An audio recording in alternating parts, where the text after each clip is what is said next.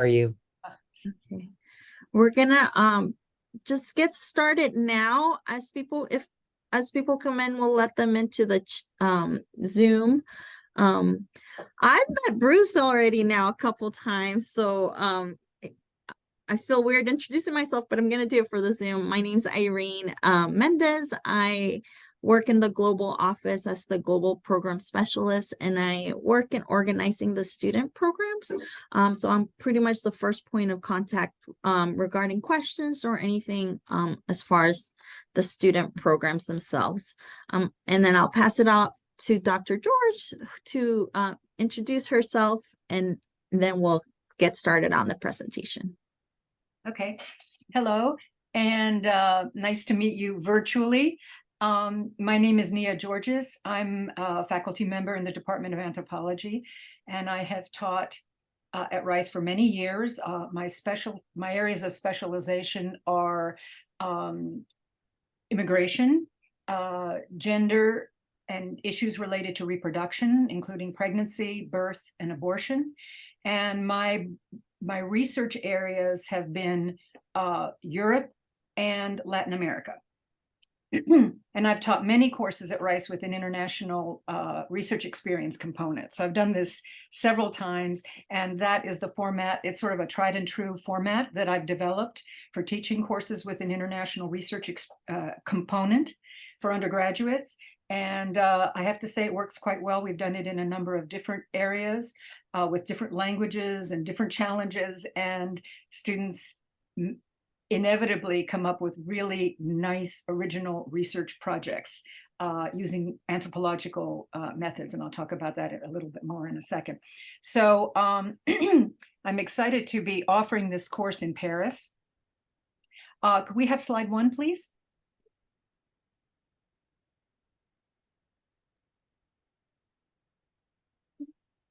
Okay. Let's see. There we go. Okay, so iconic iconic image of Paris. But the specific slant or sort of focus of this course is looking at Paris as a global city. And so the title is Global Cities, Global Paris. Why Global Paris? Because global cities, Paris is a global city. Maybe when you hear global city, you think first of New York, London, Tokyo, but Paris is also, depending on the criteria you use, a genuine global city. Global cities are sometimes called power cities. What distinguishes them is that they share certain characteristics. And one of the most important is that they are significant nodes in global networks and circulation of, for example, people. So immigrants, tourists, expat professionals, refugees, asylees. Global cities have very dense concentrations and diverse populations with of these kinds of people on the move. Capital, ideas, knowledge, and cultural products. So global cities share these characteristics, but at the same time, they have their own local manifestations of these movements. They take different shapes in different sites. So slide 2, please. So this course so we're looking at Paris as a global city. That's the focus. But also it's an anthropology course. So we will be looking at what anthropology can bring to the study of cities and urban life. Maybe when you hear anthropology, that's not the first thing you think of, anthropology in a large, major global city. But anthropology actually is very well suited. The methods are very well suited to exploring the intimate ways that globalization shapes everyday life. That is going to be our course goal, to provide you with a comprehensive understanding of how global trends have shaped contemporary Parisian culture and society. Could we have the slide 3, please? Our course format will be a seminar. So there'll be lots of discussion. we'll have readings on specific topics, and I'll mention those in a moment. But it'll be a seminar format where we do the readings, we have discussions, but I'll also make, we'll also have several experiential learning opportunities each week. So the course relies on readings, films, and we'll have field trips to diverse neighborhoods. Paris has incredibly diverse multicultural neighborhoods, and we're going to visit a couple of those. And we'll also visit museums. The slide you have in front of you is the major anthropology museum in Paris, the Musée du Quai Branly on the Seine, and it's a beautiful building in its own right. But we will visit it for its exhibits and for the ways it represents various dimensions of French culture. Okay, so slide 4, please. Okay, so our course topics, this is not a comprehensive selection, and it may be modified depending on, modified in the sense that I could add other topics, depending on the interests of the class. If many of you are interested in a specific topic that's not represented on this list, we could certainly add some readings on that topic and discuss it. But transnational migration is a big one, multiculturalism and citizenship. And then, of course, we can't be in Paris and not talk about food and wine, especially cheese and chocolate. So there are anthropologists who have studied those topics, and we'll be doing some readings about them and about these topics and their relationship to French identity and France's sort of cultural brand in the world, in kind of in the global context. Gender, family, and child rearing, very interesting dimensions of those topics in France. Ethnicity and local identities, and intercultural healthcare. There's some extremely interesting work that's been done on what happens when these diverse populations kind of interact with the French healthcare system. And depending on interest, we could also look at sport and ethnicity, given that the Olympics will be held in Paris this summer. That's also a very fascinating topic. So right here, the photo that you have is of the, it's situated in the old Jewish quarter, and it's actually very near where our course will be held. It's within walking distance, and it's an extremely interesting, it's an example of what I'm talking about in terms of global Paris. Globalization is not a new phenomenon, but it takes different shape in different periods. This is in the old Jewish quarter. It was established, this quarter was established really in about it's very old, but it became the Jewish quarter in the late 19th century. In mid 20th century, you had migration of North African Jews with the decolonization period. It changed again, but still a Jewish quarter. And today it has a lot of Israeli restaurants and shops. You can see it's the place to have falafel in Paris. So I'm sure we'll be visiting that quarter, but it also could make a very interesting research project for someone who's interested in that whole that dimension of migration. So could we have the next slide, please? Learning objectives. So clearly substantive, to introduce students to a range of significant topics in contemporary French culture and society, always as shaped by global forces, global processes, but also methodological. And I want to spend just a minute on this. So as I've said, experiential learning is central to this course, and it is an anthropology course. Anthropology of itself is, by definition, experiential. The methods that are employed in anthropology are qualitative and what anthropologists call experience near. So we rely a lot on interviewing people, usually and ideally face-to-face, and also participant observation. It's very important to actually put yourself in a site. You got to be there to know there, as we say. So visiting different sites in the city, observing, walking, making sort of maps in your head of what's going on.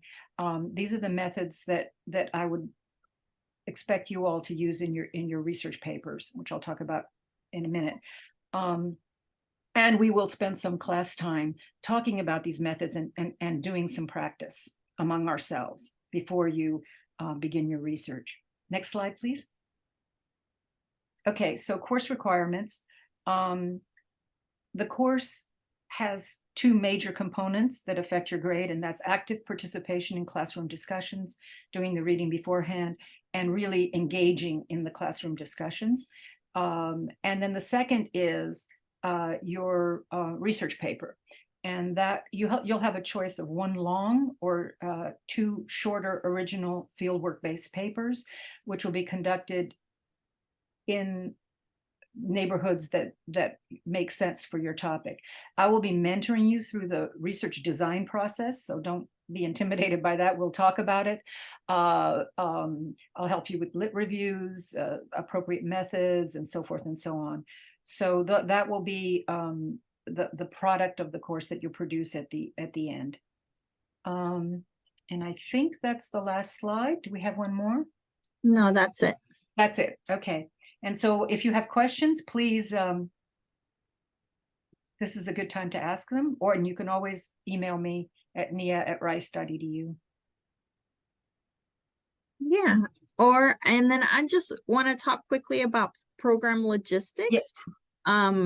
So let me share again just about this specific course.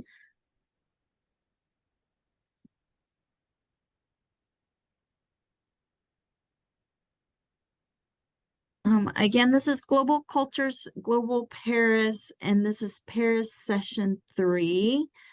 So that is from June 3rd through the 21st. It is a 3-credit hour course, and it is, there's no prerequisites, correct, Dr. Georges? Yes, It's just open correct. to any Rice undergraduate student. Mhm. The program cost itself is $1,200 per credit hour. For 3 credit hours is $3,600, plus travel to Paris costs and living expenses for 3 weeks. The program will provide housing for all 3 weeks, local travel, so travel to and from your residence to the Paris Center, any course set excursions, any tickets to museums, or any outings. And then we also provide 3 group meals and travel insurance. Again, what's not covered is that airfare to Paris, any passport or visa fees, but I will help you with that process. Ride to and from the airport, and anything that's not an excursion for the course. You have to also pay for your own international phone plan and most meals and incidentals. There is financial aid available. It is on a by case basis, because students have to qualify for financial aid, but we work with the financial aid office. So if you get accepted into the course, we will let you know how much financial aid you have available for the summer. And if you qualify for any grants or anything like that, we can work with them on that as well. We also, Rice Global itself, like our office, does provide tuition assistance on top of that. So you can apply to receive further tuition assistance or an international travel award. Application for assistance is included in the course application. Just indicate that you need it.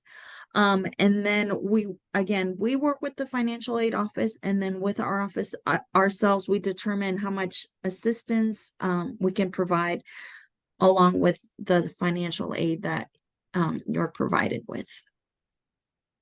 For student housing, just a little information on that. We have 3 different residences in Paris. For these summer courses, each residence has their own fully furnished apartment. So you have your own apartment with your own bathroom and shower, kitchen area, which includes a small stove, microwave, and fridge. There's table and desk, chair, and bed with linen and pillows that are provided. So you don't have to nobody will have roommates. You each have your own apartment.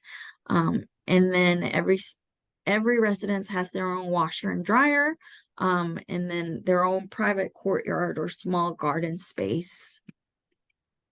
And then just a quick overview about what the commute to the classroom looks like. It's about a 30-minute commute, but that includes walking to the metro and then to the center itself. It's really how everybody gets around. It doesn't really feel that long, but just so you know, like this is what it would look like to get to classes each day. And then this is just a little overview of the neighborhood. So it's the neighborhood is located in the 13th arrondissement. The 13th, the Rice Global Paris Center is located on the 4th. So it's pretty close. The neighborhood's really nice because it's quiet, it's very safe. There's a lot of street art, and it has anything you could need. Like there's supermarkets and restaurants all within walking distance. So it's really a great spot to have the residences. And then here's a little information about the Rice Global Paris Center itself. Again, it's in the 4th arrondissement. It's located in the Marais district, which is a very hopping and great part of town, but it's really great to have this center there because it really feels like you will leave the Marais and enter into this like amazing building. It's kind of crazy that it's so integrated in the Marais, but it does feel like its own separate space. So we're really lucky to have it. And then just how to apply. You can go to our landing page and then choose this course, and then you can apply there directly. I'll show you in a second how to do that. The deadline to apply is January 26th, and then students will be notified of acceptance during the week of February 5th. That acceptance letter will have any kind of financial aid available to you, and also any awards provided for Rice Global will be listed in that acceptance, so that can help you in your decision moving forward. And then just our website on how to apply is right. This is the landing page. So you just want to scroll down to your course, Global Cultures, Global Paris. I will post this, the recording of this here. But this, if you click on Learn More, will take you to the web page directly, which has all the information we've spoken about today. And then if you have questions, you can always click to request information and it'll send me an email directly. I can share that with Dr. Georges if there's any course specific questions, or if it's about the program, I'll be happy to answer. And then to apply, you just click on Apply Now, and you just go ahead and fill out the application.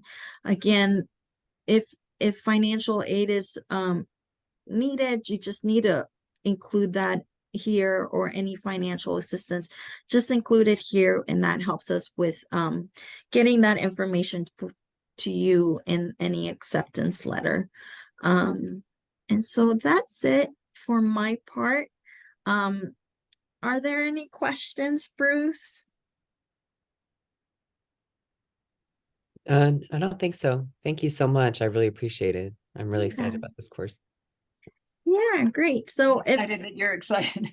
yeah, and anybody that's watching this info session, if there are any questions, you can just send an email to paracenter@rice.edu. And I'll be happy to answer, or we can send again that question on to Dr. Georges. But I think that's it, unless there's anything else you want to add. No. Okay. So thank you guys.